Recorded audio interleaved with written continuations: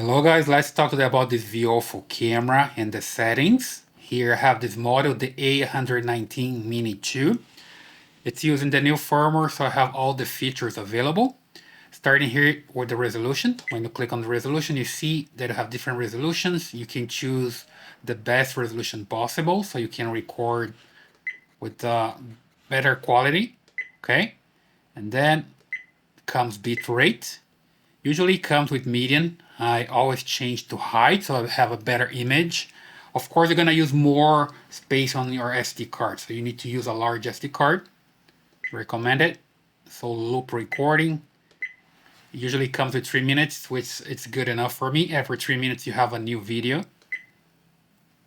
And then it comes exposure. It comes with 0. I don't change the settings. If you have like a dark place, usually you go to a dark place, you can change a little bit.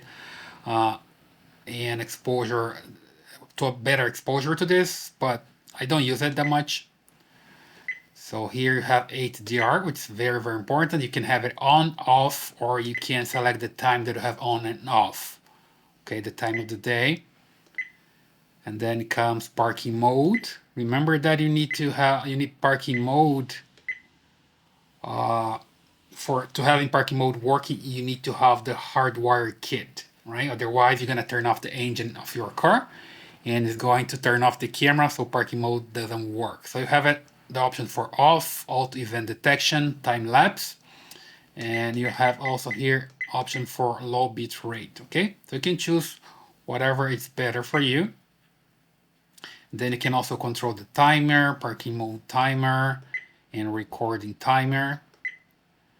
And G sensor, it's very important to have sensitivity for the G sensor. Middle is good enough. I leave that way, so it's good. And parking mode detection as well. Sensitivity, middle is good enough.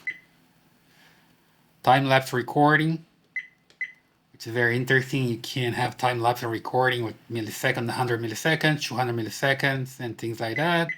Keep coming here to seconds and minutes, right? So you can leave the way you want.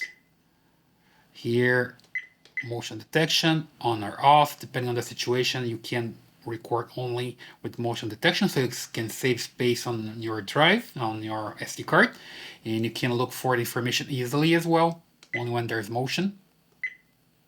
GPS, you can turn on and off. Of course, if you have the GPS here, with this module has a GPS here, right?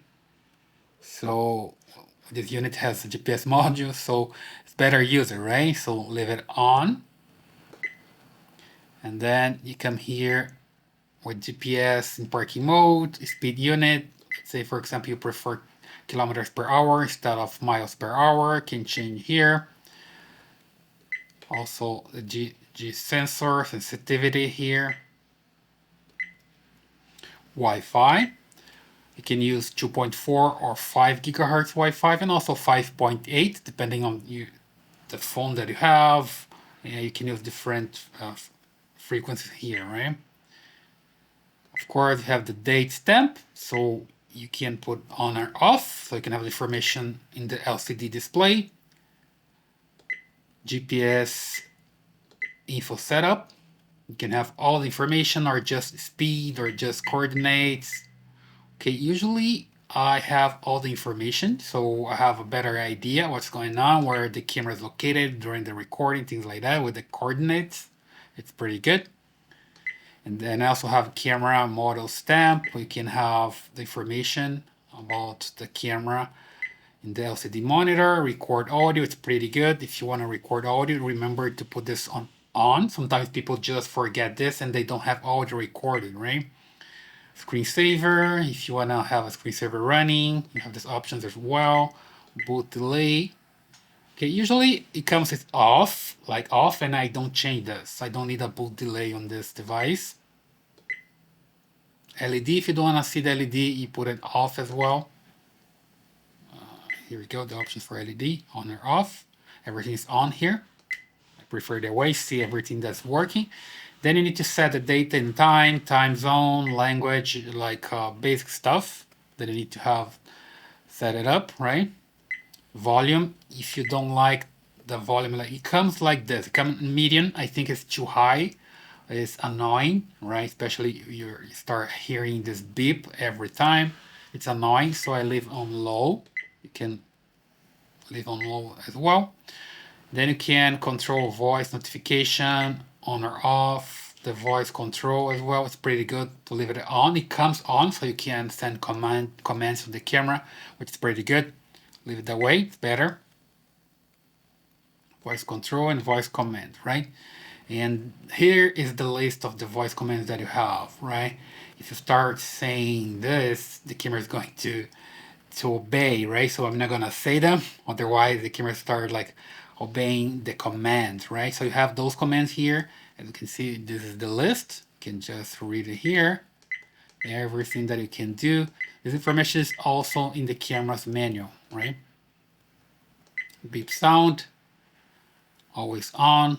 I prefer that way because when I hear the beep, I see that something's going on with the camera. Okay, the frequency that's supposed to work, 50 hertz, 60 hertz, depending on your location. Here is 60 hertz. Okay. Image rotation. Now my case here, I'm using the camera the way it comes. I'm not installing upside down, so I leave that way. Or image mirror is the same. You can like turn on and off, mirror and rotation here. You can format your SD card. And format warning.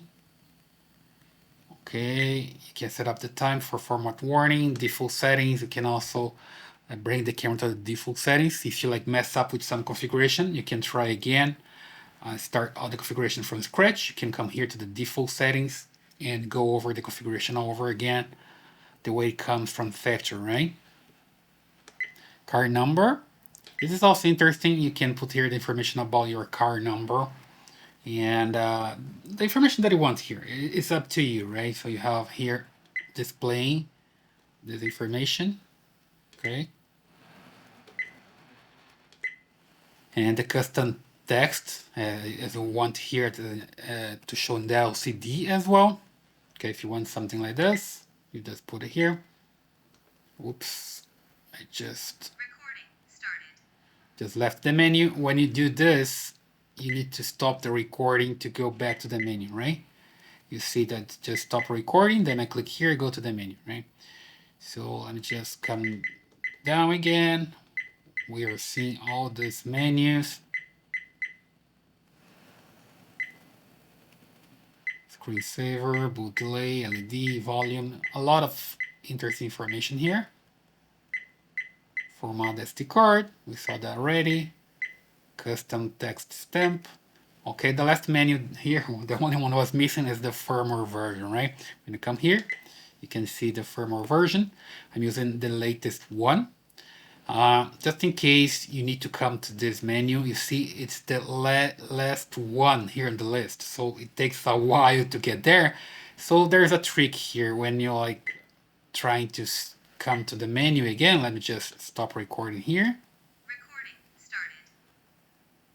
I need to stop it so it can come to the menu, right? When you come to the menu, instead of going down for everything until you reach the firmware one, you go up, right? So you go up to the resolution here, and then you go to the opposite direction and you go directly to the firmware version just right here, okay? So pretty easy to go there when I update your firmware. And I have a video here in this channel on how to update the firmware on this camera. It's pretty easy, okay? You just need to have the SD card and you can update the firmware by downloading from the site. I have more information in the video here in the channel, so go there and watch the video as well, all right? So guys, that's all for today. If you like this video, please subscribe to the channel, leave a thumbs up in your comments, and I see you in the next one.